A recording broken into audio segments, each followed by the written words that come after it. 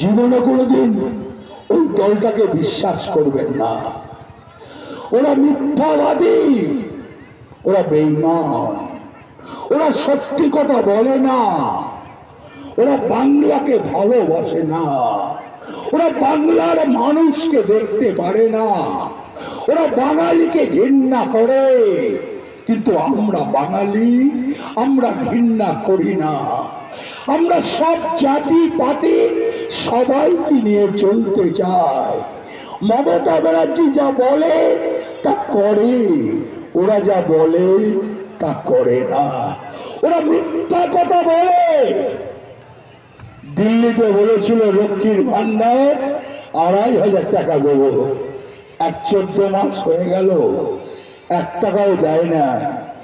ওরা বলেছিল বিহারে ১০,০০০ টাকা করে দিয়েছিল, ঘরে ঘরে নোটিশ পাঠাচ্ছে টাকা ফেরত দাও, নাহলে বুলডোজার চালিয়ে দেব। কিন্তু মমতা ব্যানার্জি সে কথা বলে না।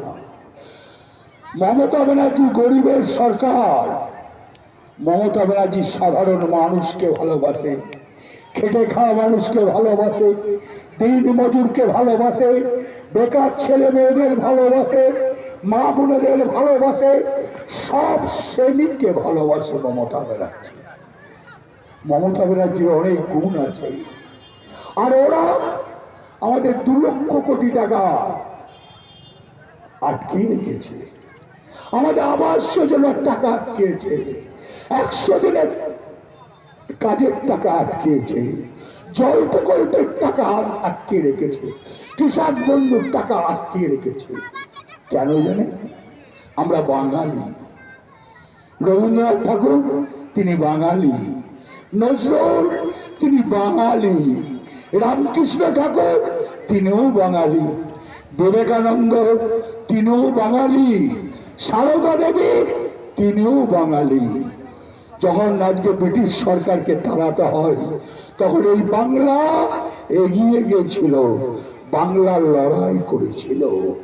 বাংলা কাপুরুষ নয়, বাংলা পিছিয়ে আসতে জানে না, বাংলা মানুষকে ভালোবাসে।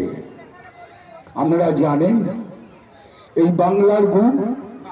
আপনারা জানেন? আজকে বলুন তো ৯৬খানা প্রকল্প আছে, জন্ম থেকে মৃত্যু।